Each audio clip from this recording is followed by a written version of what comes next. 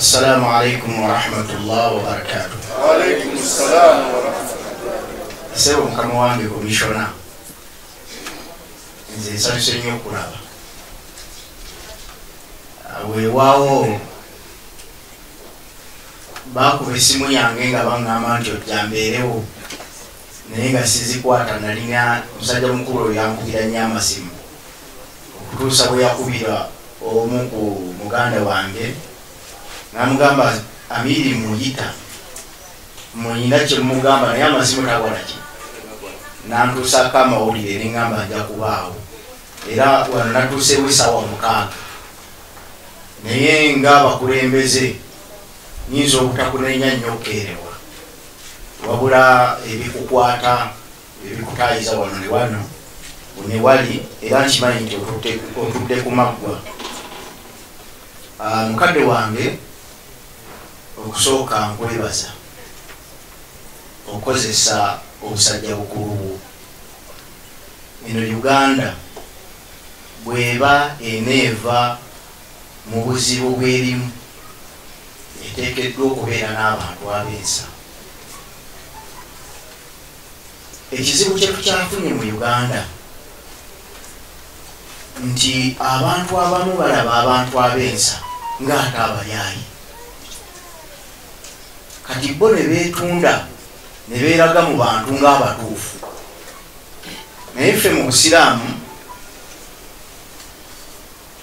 Allah yatulaga nti omulembe bwe gunaaba gutuuse ku nkomerero, omutuufu bajja kugamba ye mukyamu, omukyamu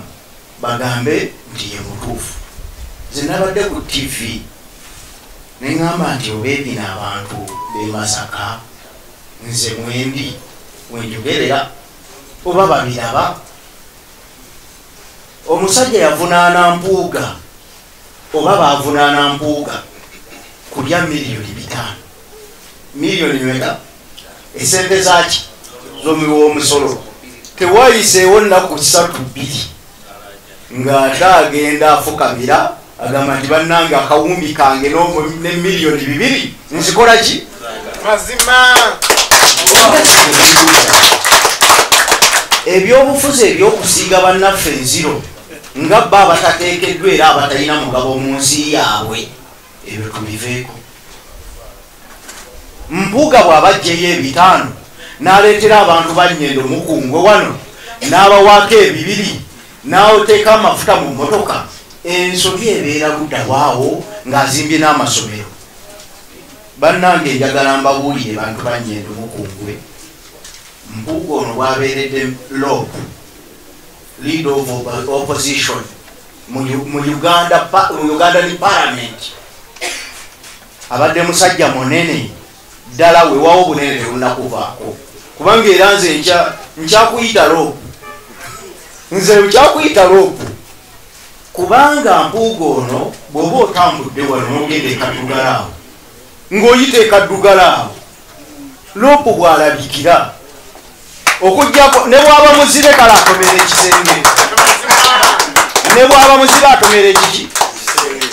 Mpuuga yatusakira essomero lyaffe erya Kaddugala SS, ono ye yalizimbye era yalitadde ku maaso. Nze bw'ogamba nti okigyeko ono okubeera loopu n'ondeetera akolanga nga nze nkuba mu ngalo,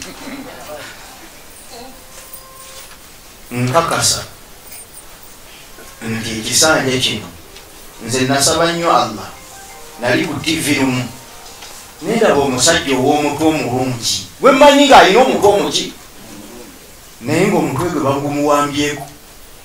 obwongo bwonna ne babuwamba, nayogera ekigambo ekinene. Nze nasabirawo edduwa nensaba Allah, neŋŋamba Allah, nsaba Allah omusajja oyo alabise Wanyana bamulabe baleme muwakaati oba ekigambo kyakoze eki, kubanga ekigambo kyali kinene nga kiteeka obulamu bw'abantu mbuki mu buzibu. Naye nga ye abala byabufuzi ebyokumpi obwongo bwe babuwambye ne musabira edduwa, era nabadde ku kabaani kange ku dduwa kwa zikaali nga nsaba kaali bagikole ki, naye Allah yayanukudde ne bagimumma olowooza olwaleero alandise wanyana kalaba nkeza abavubuka n'abantu abafaanana bwe batyo abaagala ebyokumpi gweomusajja n'omukyala ali wano tokkiriza obwongo bwo buyingiramu obwongo bwo busigale nga bubwo kyotategedde genda osooka otuule n'omuntu gwolaba nti alina obwongo obugazi omukuba akamu mugambe nti bifaanana bitya ojja kutambula bulungi muki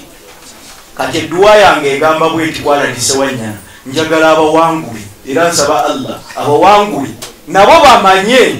okitegedde bafune levo nga bwensabira mpuuga okitegedde mpuuga nkusabira otwala obukulembeze ekisanja kino naye ng'ensonga yange enkulu sikuba nti toyina nsasi wabula oli wansa wabule ettoomi lye babadde bakusiize ekko lye bakulinako nga batta abakulembeze abensa abo bwe banaabulawo tugenda kufuna babitole bya mmere nze kambabulire ku mpuuga ono yampita dda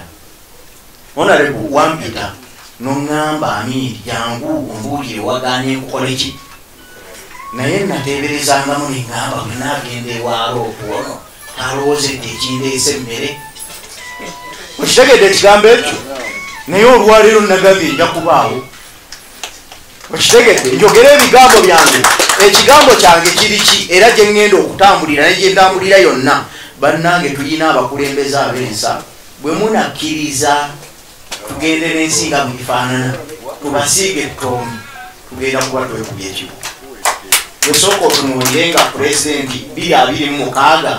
nga tufunye pulezidenti omulala layinapu eyimiridde etya baani abali ku lugoba oluteebya baani abadifendinga baani abadifendinga kati bwe mutta abasajja nga bano kitegeeza ensi eri mu ki mbasaba abalonzi bannyendo mukungwe era nze nabadde nnumiddwa nnyo nsirisa ebbanga nga nninda mpulira agamba kiwogulawo df n'entya neŋŋamba musajja tagenda kudda okitegedde tagenda kukola ki bwe nawulidde olangiridde neŋŋamba mukyala wange nemugamba nze sisobola kuva mu kumulembeze wansa sisobola kuva ku mukulembeze wansa tusigaze ensaa zaffe ani yali tomusange wali towulira guninga emmotoka zikulumukuka ziva e Kampala nga zireeta loopu zimuleeta Masaka gwolowooza omugaati tetwagufuna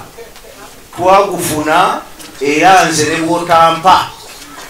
ne bwotawa wano poloti twagala nnyo poloti tugisondole naye ne bwoba tokoze eki ng'obusobozi buganye nze ngamba nti era twafuna ekinene kadugala abaana basoma abasiraamu n'abagali bati nkugambye ne muzibe tomusange Kayinja ne muzibe atomera ekisenge n'agamba n'abuuza ntomedde eki jya essomero lya Mpuuga yeyazira okujja yotomedde sebo tweyanziza weebale nnyo weebalire ddala sebo lo kozi yoli komishona amateeka gayinza otukwata komishona sebo wano wooli nga masigiri olwakunyonyodde ebyafaayo byayo waliwo akatundu awo mutuufu katuyinze naye nga twakatandikako ebbanga lyoyo eyatugamba okukagula likoze eki liweddeyo